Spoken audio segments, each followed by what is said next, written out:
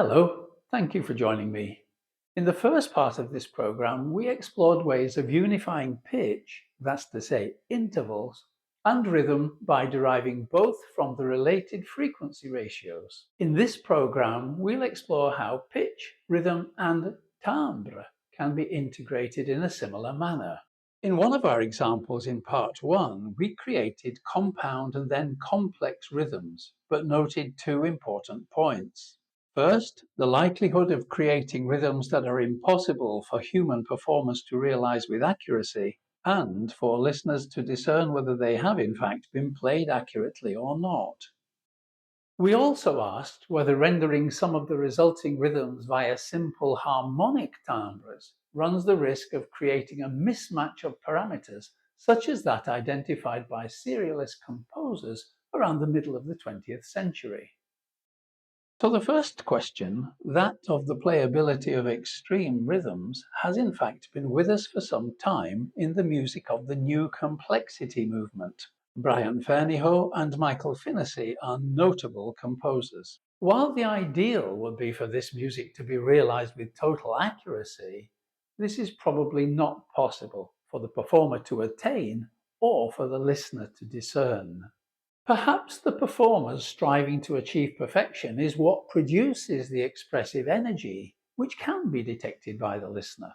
If rhythms of such complexity are born out of unifying imperatives, this too will be sensed on some level by the listener. But due to their sheer radicality, we arrive at a juncture where computers running dedicated software to control electronic sound sources are required.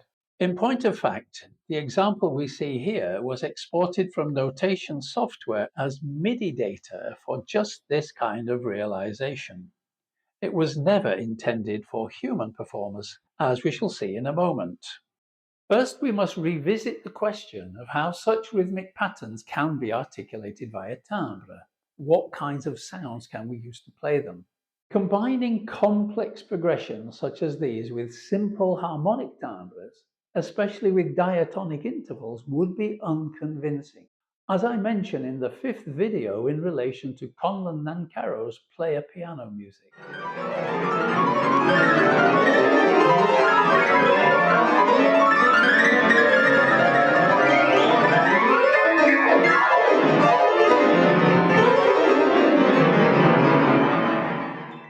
But as you'll soon hear, when they are combined with inharmonic timbres embodying frequency ratios which are of a piece with the pitch and rhythmic material, there is clear coherence. Now, I hope you'll forgive me for using one of my own compositions for the next few illustrations relating to rhythm and timbre. Obviously, this is something I can cite with certain authority, and of course it avoids possible copyright issues. My Risonanze for Clarinet Electronics is another example in which timbres are generated via a kind of additive synthesis. It involved capturing the sound of the clarinet playing a series of pitches in a freeze reverb, an effect that can sustain the reverb tail of a sound indefinitely.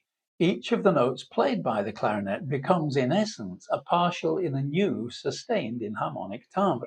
So perhaps Gerard Griset's term instrumental synthesis could be applied here too, even though electronics played a part in the synthesis. You will hear the resulting timbre 5 or 6 seconds into the following extract, and then again together with high metallic wind chime-like sounds, also created from the captured clarinet sound towards the end.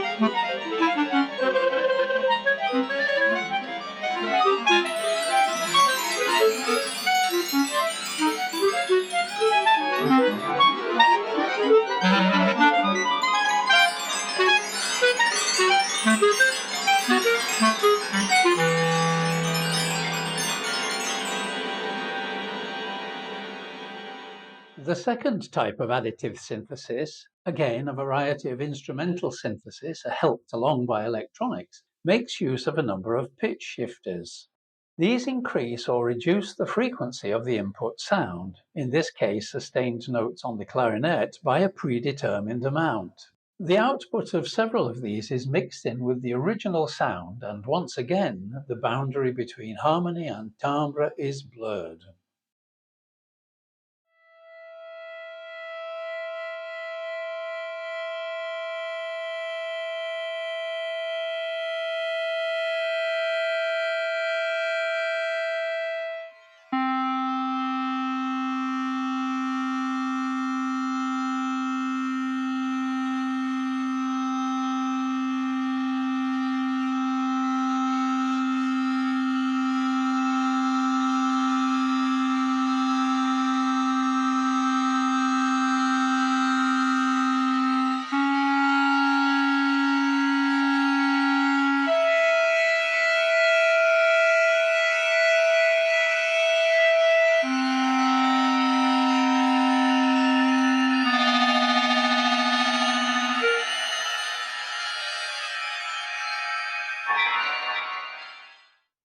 Towards the end of the last example, you just heard the start of where more inharmonic timbres, again generated from the recorded sound of the clarinet, articulate some very elaborate rhythms, not unlike the one we saw a moment ago. These are perceived, in fact, not so much as rhythm, but as washes of sound, particularly since the envelopes are constantly changing.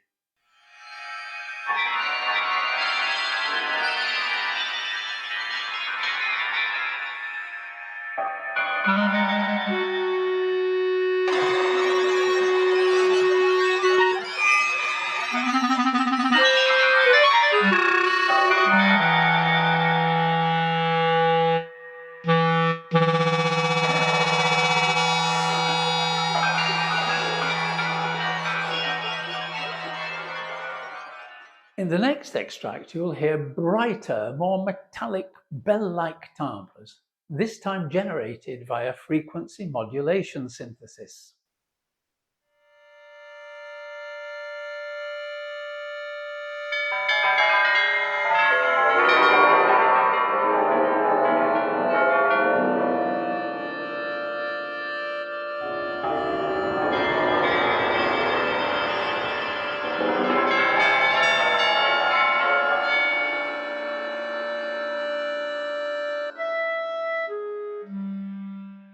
Now this is where the interval ratios mentioned earlier come into play. We can use ratios for carrier and modulating frequencies that correspond to the intervals of the pitch material.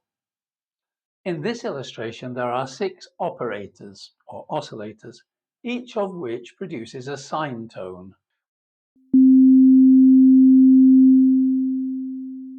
We are going to use 4, or rather 2 pairs of these. Looking at the first operator, we see it contains just one partial and its ratio is set to 1. This will modulate the second operator. In other words, it will change its frequency so quickly that we perceive a change in timbre. Its amplitude will determine the number of additional partials, therefore the richness of the resulting sound. In order to integrate this timbre with my intervals, I've chosen the ratio 1.0667, the ratio of the semitone. You'll notice immediately that the spectrum is much richer and that it's inharmonic.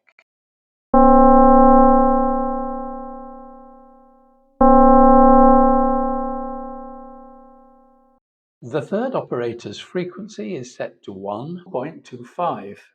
The interval of a major third from the first, and the fourth is set to a semitone above that. The result is an inharmonic timbre which is cohesive with our intervals and rhythmic material.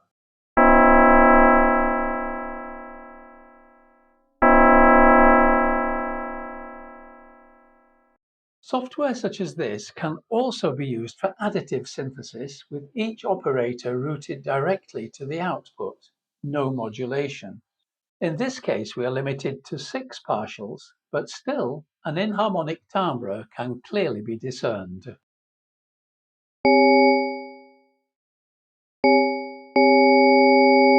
The last technique I want to share, in order to give a glimpse of those available to composers now and in the future, is granular synthesis. An input signal is chopped into minute sections, just milliseconds in length, called grains, and then reassembled to be replayed in different orders. The jagged, fragmented whispers this creates have featured in all the excerpts so far, but are very clear in the next one. Again, the rhythmic triggers for these are related to the ratios of the intervals. Let's follow on from the last example.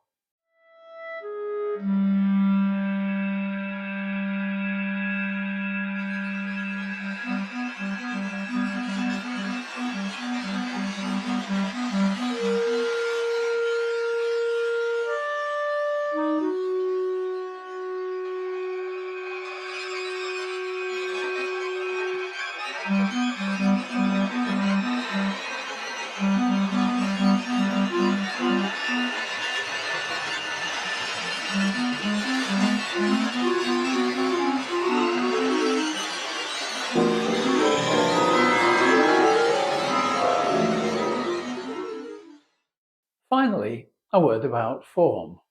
We saw in the second video in this series how structures such as sonata form constitute an elaborate embodiment of ratios found in simpler structures embodying the tonic-dominant relationship.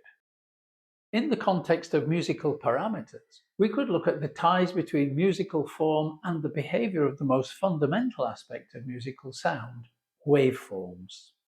Sound waves are, of course, cyclic, and where cycles are superimposed, we perceive timbres or harmonic intervals. Waves are also palindromic. If we were to plot the values of a sine wave, for example, we would see clearly that in each half cycle, the amplitude values reach a crest or a trough and are then reversed. Since the most fundamental constituents of music consist of a forward then backward progression, and since rhythms derived from the superposition of two or more frequencies are palindromic, retrograde forms seem logical. Now, this does not mean that the second half of the piece has to consist literally of the first half backwards. A work of art can present these elements in a variety of ways, which is probably best illustrated by means of this very simple graphic example. We have a sequence of colored triangles followed by the same arrangement in reverse but colored differently. The reversed element is then inverted and moved backwards to overlap with the original. The piece we discussed a few moments ago, as well as other of my pieces, are cast in not dissimilar retrograde forms. And in fact, the exit music for this video and all the others in this series is a retrograde of the opening music. Now, all the examples I've shared with you so far are from the past, albeit very recent in a couple of cases. So what of the music of the future? Well, I did say in the first program that I would not predict. So the answer must be I do not know. My own personal feeling, as you may have noted, is that spectral music holds a great deal of potential for further exploration. While there are living composers who are regarded as post-spectral, it must be remembered that now a staggering amount of successful, supposed serious music is being written that has little to do with the present, let alone the future. A notable example is the recent phenomenon of Alma Deutsche, a young British-born woman who possesses an extraordinary musical talent which has earned her comparisons to the child prodigy Mozart. I want to share a short extract from her Waltz of the Sirens, composed in 2019. But first, let me play you a part of her introduction to this performance. I've always wanted to write beautiful music, but some people have told me that nowadays melodies and beautiful harmonies are no longer acceptable in serious classical music, because in the 21st century, music must reflect the ugliness of the modern world.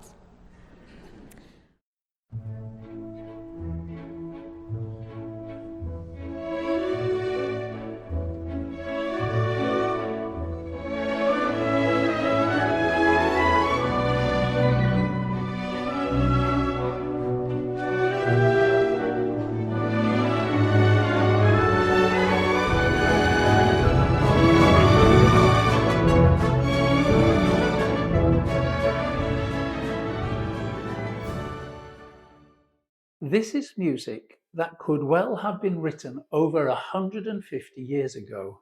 Tchaikovsky's Swan Lake, which includes a waltz with some similarities to this one, was composed between 1875 and 1876, 150 years ago. Stravinsky's The Rite of Spring more than 110 years ago, and Schoenberg's first work utilizing the 12th tone system was written roughly 100 years ago this year. Now, if Ms. Deutscher or anyone else wishes to devote their talent to composing music which sounds 150 years old, but which they feel avoids the ugliness of the modern world, good luck to them. But statements such as this serve no useful purpose other than to demonstrate a superficial understanding of what music is or can be. It can be entertaining pastiche, but it can also, like the other works cited in this video, be the result of a journey of experimentation and discovery fueled by curiosity. In other words, art. Now, this is not to say that art is superior to entertainment. Not at all. We all enjoy being temporarily diverted from the stresses of everyday life, but if the divertimento in question pretends to be art or serious classical music, then surely it becomes no more than a pale imitation. As Pierre Boulez put it, art is not entertainment. At most, entertainment is a cheap copy of art. And Yanis Xenakis went further. Art is not an entertainment, nor a play, nor a vacation. It is a serious act of discovery.